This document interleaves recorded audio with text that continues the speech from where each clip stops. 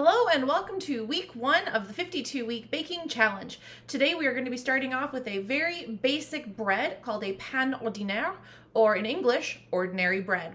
It only has 4 ingredients, which is just flour, yeast, water, and salt. That's it.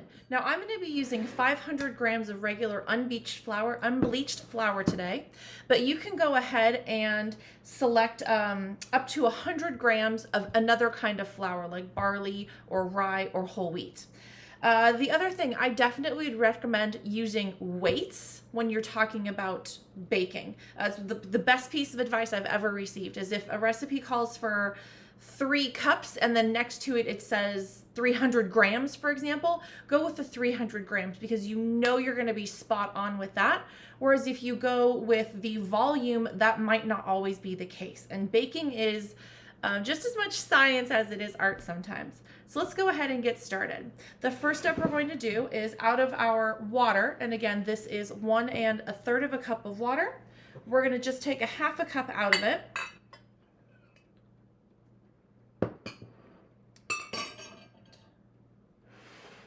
And so I'm going to take a 1/2 cup of my room temperature filtered water.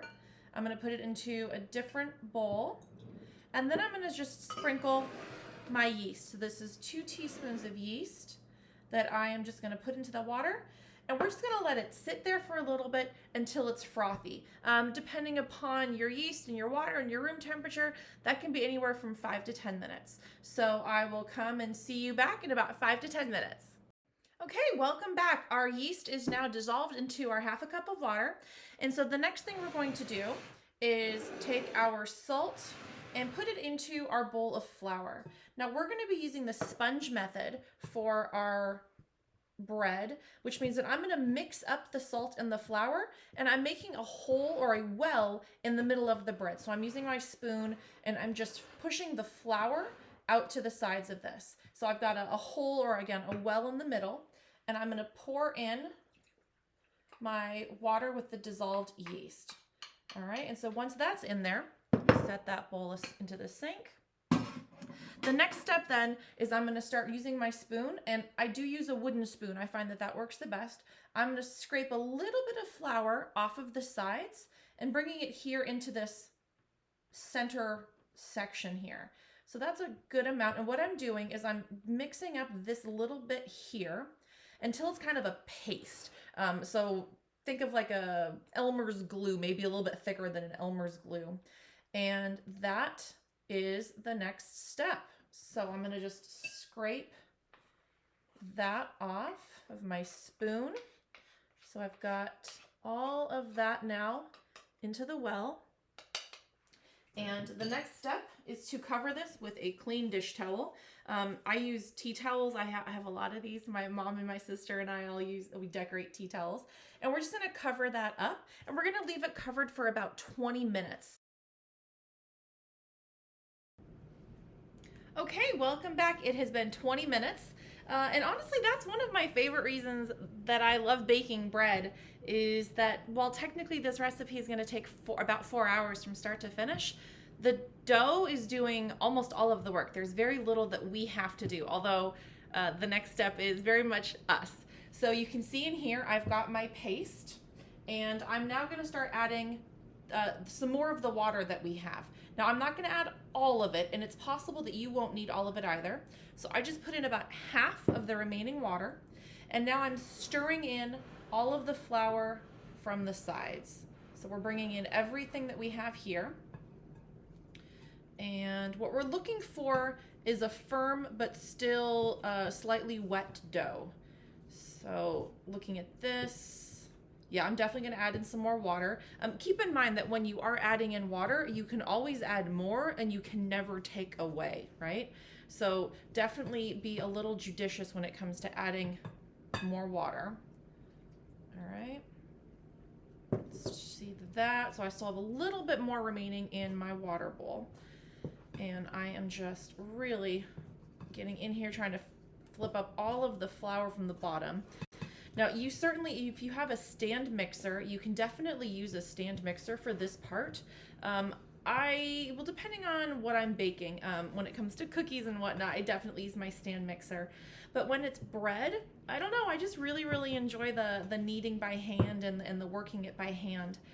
Tell you what, I think, nope, we're gonna put in, right, we are gonna put in all the water in this batch. All right, and let's get the rest of that dry flour that's at the bottom. So the next step we're gonna be is we're turning it out and we're actually gonna start kneading it. Now I'm gonna be doing this directly on my countertop, but if you have a counter that is not amenable to kneading, then you can go ahead and use a really large cutting board, a marble slab, or even a cookie sheet if you need it. All right, so I'm gonna set that to the side and I am going to flour my counter space here. All right, and just dumping out all of this dough onto the counter. I'm gonna scrape the bottom of this bowl here and really get as much as I can out of it. All right, and I'm gonna set this in the sink to wash because we're gonna be using that exact same bowl in just a minute unless you've got a couple of large bowls. I do not. That's like the perfect size bowl for a couple of things we're doing. Okay, and you can see my fingers are already getting sticky. I've seen a lot of different chefs and pastry chefs, and some of them say to flour your work surface, some say to oil your work surface. I am sticking with flour on this one just because it is such a very basic dough that I don't want to add anything extra to it. Now, if I was doing maybe like a Mantua bread or something else that maybe already has a little bit of oil in it, then sure, I can see that. But I'm just really sticking with flour. And so what I'm doing is I'm kneading and I'm pushing with my heel and stretching out the dough and then flipping it back and turning it. And so always just kind of keeping it in motion. You can do a two-handed thing if you want. No matter what though, what we're doing is stretching out these gluten particles. That's the only reason that we're doing kneading. And you can see it's still sticking to my hands, right? I've got very sticky here. And we're gonna keep doing this for about 10 minutes or so. And the big thing though, is that we're working until this becomes a firm and elastic dough. That's how you know you're done. It's not necessarily time-based as opposed to what you're looking for in the dough is elastic and firm. So we're gonna keep doing this and it is starting to stick a bit to my counter. So I'm gonna go ahead and get some more flour in here. And I'm just going to put some flour down. Now do be sure that you don't over flour your counter because again, everything it's picking up is going into the dough itself, right? And you don't want to end up with too dry of a dough. All right, there we go. That is feeling a lot better to me. All right, it was really sticking to the counter a lot.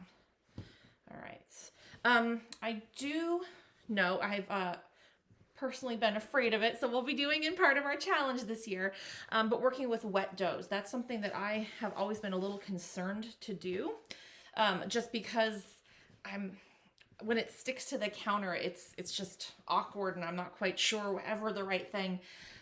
So we will be definitely working on that later this year when we get to our bread section. Okay, so our dough is fully kneaded. You can see that it has changed a lot, right? It is definitely not what we started out with.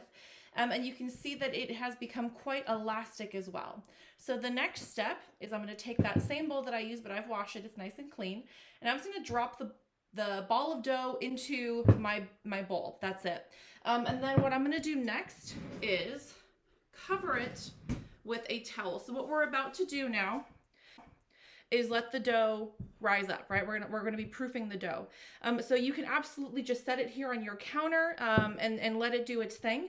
Personally, my kitchen is a little on the chilly side. So what I do is I turn on just the pilot light on my oven and I'm gonna put this in there. And I found that just the little bit of the light in there is just a touch enough of heat that it really makes everything just come up exactly the way I'm wanting it to. So now we're going to go ahead and let that sit there for an hour and a half to 2 hours. But what we're really looking for is for it to be doubled in size. So as soon as your dough is doubled in size, come on back. We're going to go ahead and we'll knock it down, and then we'll get it shaped. So see you then.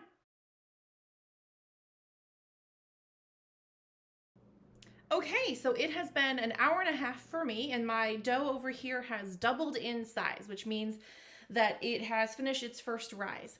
And basically what's been happening while we've been doing this is carbon dioxide has been building up inside of the dough itself. And from when we were originally kneading it out, we were changing the gluten structure of the dough itself and creating space for these carbon dioxide pockets to grow. And so now what we're going to do is actually disperse that carbon dioxide. So what we're going to do is called knocking back or punching down. So I'm going to punch it down, and I'm going to let some air out, and I can actually hear it escaping. And now the next thing to do is just kind of bring this in and just make sure that I've got all of any big air pockets gone that might have been in here. So we've kind of just scooping this up a little bit. Okay, it is pretty much knocked back at this point. So the final step is just let that be there for about 10 minutes. We're just going to let it rest, and then we're going to go into its shaping and final proofing. So I'll see you back here in about 10 minutes.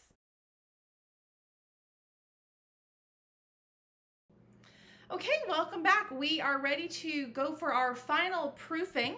So we've got our dough that has now just been resting for about 10 minutes. I am going to lightly flour my work surface and just basically dump the dough out, although this one's sticking a little bit, so I'm going to get my hand in there, and I'm just going to kind of peel it away from the surface of my bowl.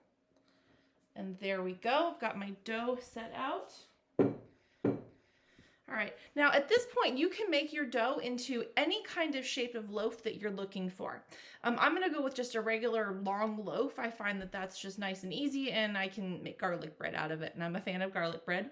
However, if you're looking for a round loaf, you can absolutely do that too. You can do a free-forming shape, or you can use one of these bread baskets, or banneton is what they're called. Just make sure again that it's well floured, always using well floured surfaces. All right, so I'm going to come over to my rested dough, and I'm going to press it out a little bit with the heel of my hand. And so what I'm doing is I'm putting it into a smaller surface, and I'm going to now pull over one of the ends, pressing that seam into the dough itself. And then again, there we go. So now I've already got a basic shape of a loaf here, and I'm just going to roll it out a little bit with my hands, kind of putting even pressure at every single step along the way. So we've got even pressure coming in as I'm rolling in, and then moving my fingers outwards. And when I feel that I've got something that I'm pretty happy with in terms of size, keeping in mind, of course, that this is going to double, I'm now going to come in and I'm going to pinch the seams together, just closing everything up here. So pinching these seams, and all I'm really doing is truly just pinch, pinch, pinch, pinch. And I'm going to now lift it, and I'm going to put it onto my prepared work surface, which in this case, baking surface. And so in this case, it is just a baking sheet that, again, I've lightly floured. And so I'm going to lift it up very gently. Always handle bread at this stage as if it was a baby, very, very gently. All right, and so now I have got my final loaf ready to go for its final proof. So I'm going to let it sit there. And again, what we're looking for is about doubled in size, which is probably going to take about 45 minutes.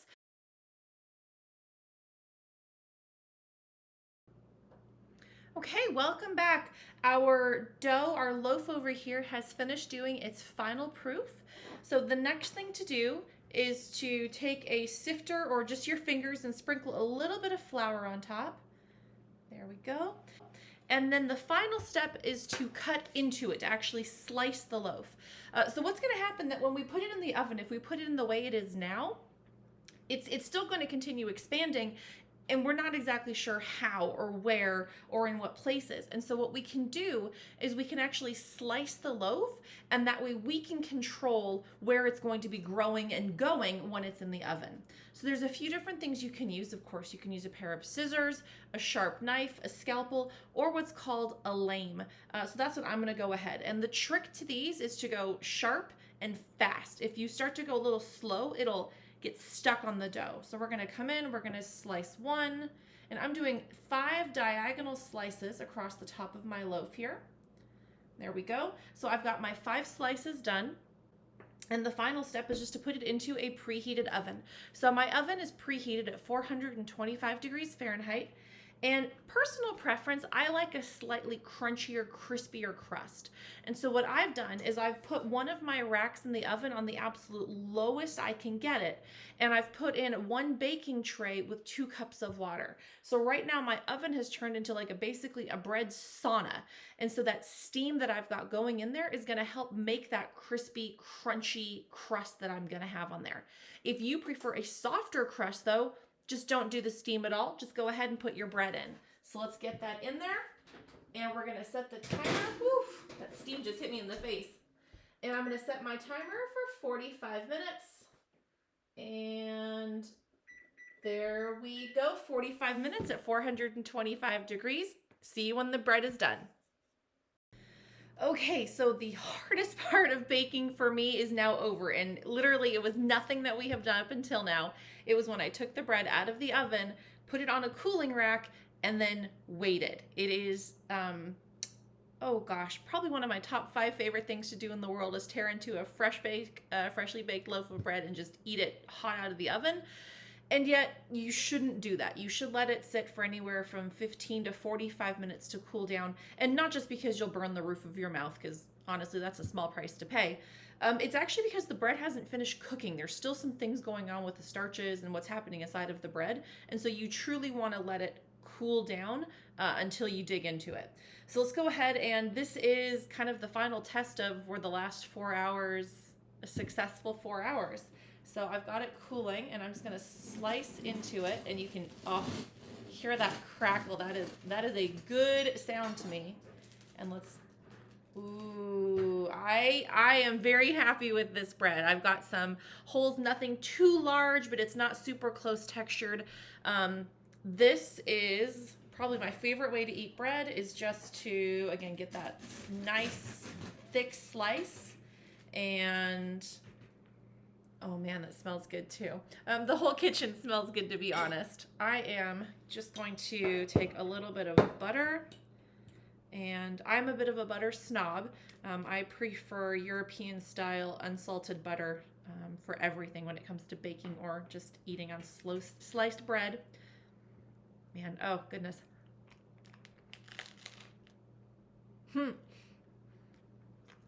That is really good. All right, well, I cannot wait to hear how your first loaf of bread came out this year. And if you have any questions if something didn't work out, or if you have something you'd like to have challenged this year, go ahead and put it in the comments below. And happy baking. See you later. Bye.